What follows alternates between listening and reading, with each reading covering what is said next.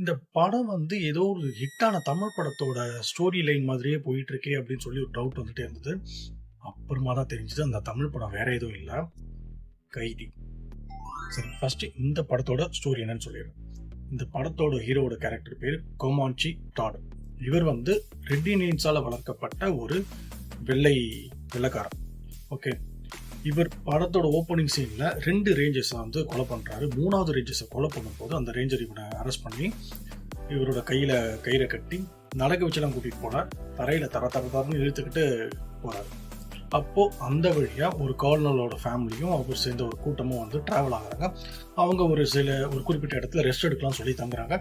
சரி, இவரும் ரொம்ப தூரம் போகணுமே, இவங்க கூட உட்காந்து ட்ரிங்க்ஸ் ஃபுட்டெல்லாம் ஃப்ரீயாக கிடைக்கும் அப்படின்னு சொல்லிட்டு இவங்க கூட ஸ்டே பண்ணுறாங்க. யார் கர்னலும் ரேஞ்சரும் டாடும்.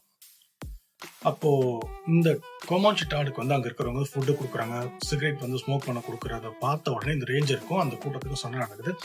அந்த கன்ஃபியூஷன் கேப்பை யூஸ் பண்ணி இந்த கோமான்ச்சி டாடு அந்த 3வது ரேஞ்சரையும் கொலை பண்ணிடுறாரு. அன்னைக்கு நைட் என்ன ஆகுதுன்னா, அந்த கூட்டத்தில் இருக்கிற கர்னலோட 2 பொண்ணுங்களும் அவரோட ஃப்ரெண்ட்ஸு இன்னும் 2 பேர் சேர்ந்து ஆத்தங்கரைக்கு போகிறாங்க. போயிட்டு திரும்ப வந்தால் இந்த இடத்துல யாருமே உயிரோடு இல்லை. அந்த கூட்டத்தை சேர்ந்த சின்ன குழந்தைங்கள வரைக்கும் இந்த ரெட் இண்டியன்ஸ் அப்பாச்சிஸ் வந்து கொலை பண்ணிடுறாங்க. கோமான்ச்சி டாடை மட்டும் அந்த குருவண்டியோடு சேர்த்து மாலையிலேருந்து கீழே தள்ளிடுறாங்க. அவர் மட்டும் உயிருக்கு வந்து போராடி இருக்கிறார். அப்போ திரும்ப வந்து பார்த்த இந்த 6 பேர் என்ன பண்ணுறாங்க, கோமான்ச்சி டாடை வந்து காப்பாற்றுறாங்க. இப்போ இந்த கோமான்ச்சி டாட் இந்த அப்பாச்சிஸ் கிட்ட இருந்து இந்த 6 பேரை எப்படி சேஃபாக நகரத்துக்குள்ளே கொண்டு போய் சேர்க்கிறாருன்றதான் வந்து பேட் அண்ட் ஸ்டோரி.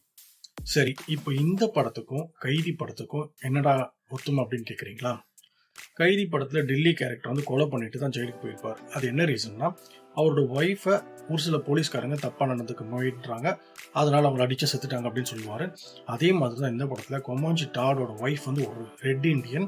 அவரோட பசங்களே வந்து ரெட் இண்டியன்ஸாக இருந்ததுக்காக இந்த 3 ரேஞ்சர்ஸை வந்து அவங்க 2 பேரையும் கொலை பண்ணிடுவாங்க. அதனால தான் கோமான்ச்சி டாட் வந்து இந்த 3 ரேஞ்சர்ஸையும் வந்து கொலை பண்ணுவார்.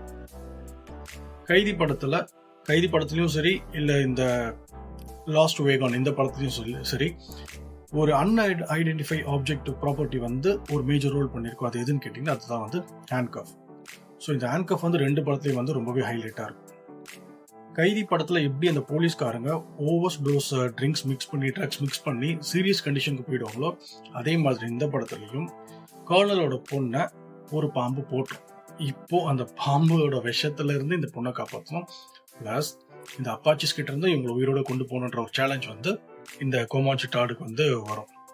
கைதி படத்துல எப்படி டில்லியும் அந்த காமாட்சி கேரக்டரும் ஒரு ஃப்ரெண்ட்லியா க்ளோஸ் ஆவாங்களோ, அதே மாதிரி இந்த படத்துலயும் கோமான்ச்சி டாட் அண்ட் பில்லின்ற ஒரு சின்ன பையனை வந்து க்ளோஸ் ஆயிடுவாங்க. கைதி படத்துல எப்படி கிளைமேக்ஸ்ல டில்லி கேரக்டர் M134 மினிகனை யூஸ் பண்ணி அந்த ட்ரக் மாஃபியா கேங்ஸ்டர்ஸை வந்து பிளாஸ்ட் பண்ணுவாரோ, அதே மாதிரி இந்த படத்தில் கிளைமேக்ஸில் ஒரு 300 அப்பாச்சிஸ் வந்து இந்த கோமான்ச்சி டாடோட குரூப்பை நோக்கி சாகடிக்கிறது ஓடிட்டு வருவாங்க.